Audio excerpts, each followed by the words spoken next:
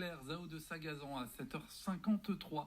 La situation dans les hôpitaux mayennais se tend toujours plus, Stéphanie Deneveau. Le directeur du groupement des hôpitaux mayennais du centre hospitalier de Laval, Sébastien Tregna, répond à vos questions. Appelez-nous 02 43 67 11 11. Vous pouvez également le faire sur les réseaux sociaux. Et Denis nous appelle de Laval. Bonjour Denis.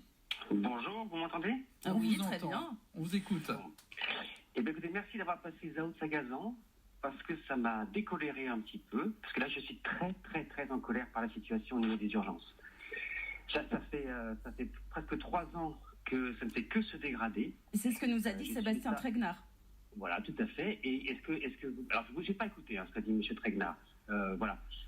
Mais en tout cas, moi, je ne vois que des dégradations. Donc peut-être qu'il vous a dit que ça va s'arranger, mais en fait, moi, je vois que ça s'arrange pas. Je vois que ça s'arrange pas. Est-ce qu'il a parlé du fait qu'il y a des médecins urgentistes qui ont posé leur démission, par exemple? Oui, on en a parlé. Mais est-ce que vous avez une question, Denis, pour lui? Une question. Il vous écoute. Eh bien, écoutez, peut-être quand est-ce que ça va s'améliorer pour les Lavallois, pour les Mayennais, pour les Français? Parce que je vous rappelle aussi qu'il y a des touristes qui viennent en Mayenne, donc c'est important que ça se passe bien en Mayenne. Merci Denis pour votre question, Sébastien Tregna. Est-ce que ça va s'améliorer avec les décisions que vous comptez prendre? Alors, j'aimerais vous dire que ça va s'améliorer, effectivement, si tant est que on puisse mettre en place les réorganisations que j'ai indiquées, et si je ne me retrouve pas confronté à des démissions. Alors, attention, il faut faire attention à ce qu'on dit. Les démissions en question, c'est simplement des médecins qui travaillent à l'extérieur de l'établissement, qui ont fait savoir qu'ils n'allaient plus contribuer au SAMU-SMUR. J'ai pas des démissions physiques de praticiens à ce stade, de praticiens employés à Laval qui quittent l'hôpital de Laval. C'est un peu différent. J'aimerais effectivement, pour répondre à Denis, que la situation s'améliore, et on essaye, avec les moyens dont nous disposons depuis 3 ans, d'y apporter remède, d'essayer d'être attractif, d'essayer d'attirer des jeunes professionnels. Le fait est que pour l'instant, nous n'y sommes guère parvenus. Donc là, avec les décisions que vous allez prendre, vous comptez, vous espérez que ça va avoir des conséquences positives. J'espère avoir des conséquences positives et surtout retrouver de l'attractivité auprès des centres hospitaliers universitaires voisins. Merci Denis de votre appel. Fred nous appelle également de Laval. Bonjour Fred. Bonjour. Alors, Sébastien Tregna vous écoute. Est-ce que vous avez une question à lui poser? Oui, en fait, Monsieur Tregna, vous parlez à plusieurs reprises du coup de mettre en place ce mode dégradé avec le médecin du SAMU qui irait en renfort aux urgences. C'est même plus que du renfort. La nuit, ça serait pour gérer complètement les urgences.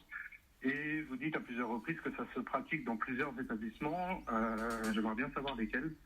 Et surtout si c'est des établissements qui, comme nous à Laval, avons une seule équipe capable de partir en extra-hospitalier. Il faut savoir qu'à Laval, il n'y a qu'un seul SMUR. Donc si le médecin est aux urgences, qui pourra aller prendre en charge les urgences vitales en dehors de l'hôpital? Merci Fred de votre question. Effectivement, je vous rejoins, Fred. Il n'y a qu'une équipe SMUR au SAMU de Laval, pour la raison que nous avons un niveau d'activité qui normalement est formaté pour ce type d'équipe. On a un des plus faibles taux de transport primaire de France, avec à peu près moins de 3 transports primaires par jour.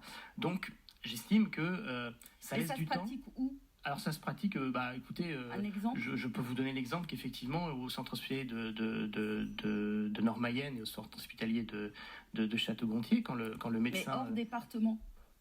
Je n'ai pas de données hors département. Moi, je vous donne mon environnement, est-ce que je connais de mon environnement, et des praticiens qui travaillent en interaction avec le centre hospitalier de Laval.